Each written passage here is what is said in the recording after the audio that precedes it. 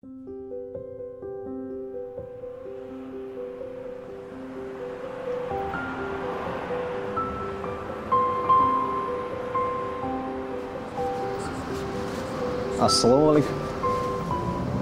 Уағалейкумассалам. Не істеп отырсың? Құран оқып отырсың ба? Оқығаныңды түсініп отырсың ба? Әрине. Егер түсінбеген жерім болса, ұстаздар бар ғой, сұрап аламын ба? Біздің ұстаздары не біледі дейсің? Неге олай дейсің?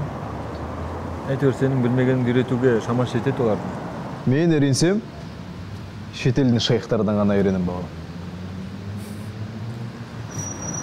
Алдымен білімді өз еліңде алғаның дұрыс па? Жалпы біздің елде 9 медресе колледжі пен 1 Нұр Мүбарак университеті бар. Ақилар мені Мысыр Медина оқуларының біріне түсірем деген. Қаласаң менімен жүр.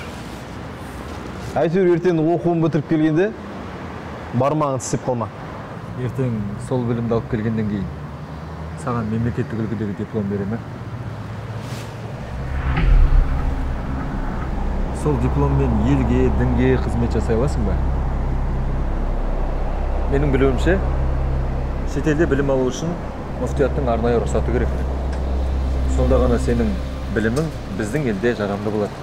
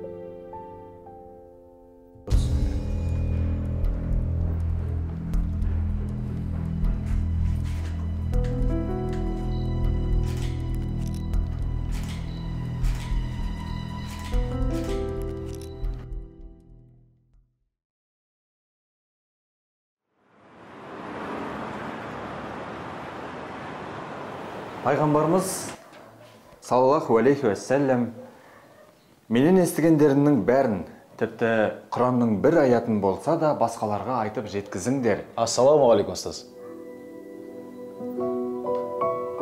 Уағалейкумассалам. Кірсем бола ма? Әрине, төлет.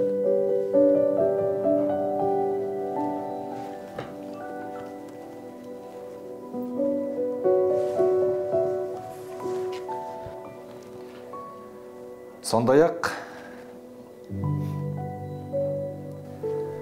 өзіңе күмәнді көрінгенде ешқандай күмән туғызбайтынның пайдасына тәрк ет дегенін есімде сақтадым деген.